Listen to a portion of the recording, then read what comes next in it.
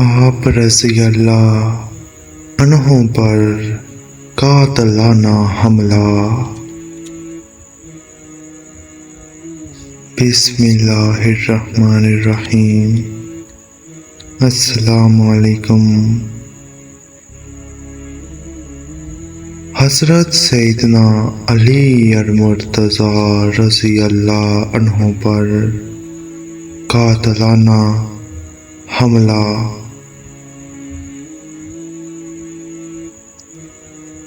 ابن ملجم حملے کے ارادے سے کوفہ پہنچا۔ ابن ملجم مصر کا رہنے والا تھا۔ اس نے کوفہ جا کر اپنے حامیوں کو اکٹھا کرنا شروع کیا۔ جو نہروان میں بچ گئے تھے، اس دوران اس نے اپنا راز کسی سے بیان نہ کیا۔ ایک دن اس کی ملاقات شبیب بن شجرہ سے ہوئی، جو اسے اپنے مطلب کا آدمی لگا۔ ابن ملجم نے جب اسے اپنے منصوبے سے آگاہ کیا تو اس نے ابن ملجم کو برا بھلا کہنا شروع کر دیا، لیکن ابن ملجم نے اسے لالچ دے کر اپنے ساتھ شامل کر لیا۔ اس دوران ابن ملجم کی نظر بنو تمیم کی ایک حسین و شہزاہ پڑی اور وہ اسے دیکھتے ہی اس پر من مٹا۔ اس حسینہ نے ابن ملجم کو پہچان لیا اور اس کو اپنے پاس بلایا۔ ابن ملجم جب اس کے پاس گیا تو اس نے اس شرط پر ابن ملجم سے نکاح کی حامی بھری کہ وہ اسے 3000 درہم، ایک غلام، ایک لونڈی اور حضرت سیدنا علی المرتضیٰ رضی اللہ عنہ کا کٹا ہوا سر مہر میں دے تو وہ اس سے نکاح کر لے گی۔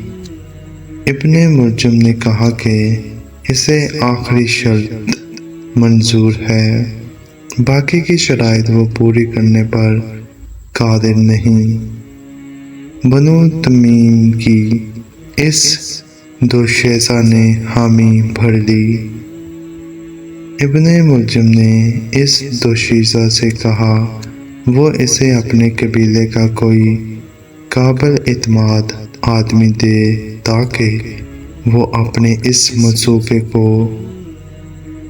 پایہ تکمیل تک پہنچا سکے۔ اس دوشیزہ نے ورتان نامی ایک شخص کو ابن ملجم کے ساتھ کر دیا۔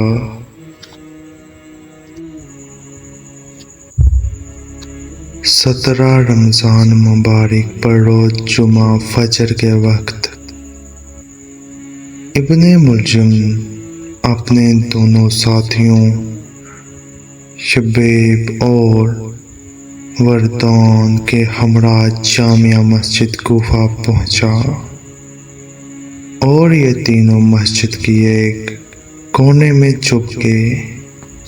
جس وقت حضرت سیدنا علی المرتضیٰ رضی اللہ عنہ نے نماز فجر کے لیے تشریف لائے،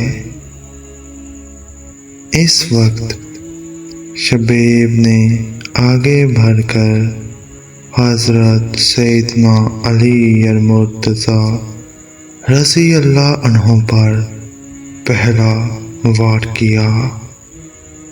شبیب کے وار کے بعد ابن ملجم آگے بڑھا اور اس نے آپ رضی اللہ عنہ پر دوسرا وار کیا۔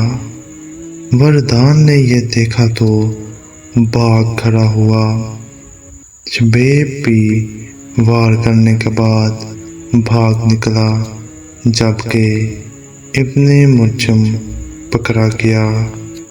وردان نے جب اس کا ذکر اپنے دوستوں سے کیا تو انہوں نے اسے قتل کر دیا۔